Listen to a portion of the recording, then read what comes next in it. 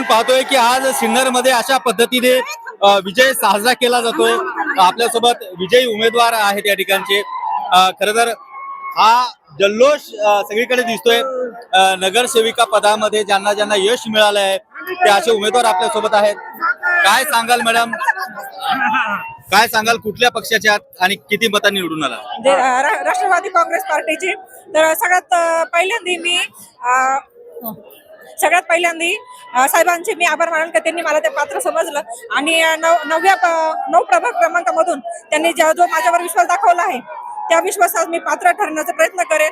त्यांची सेवा करण्यास मी कटिबद्ध आहे।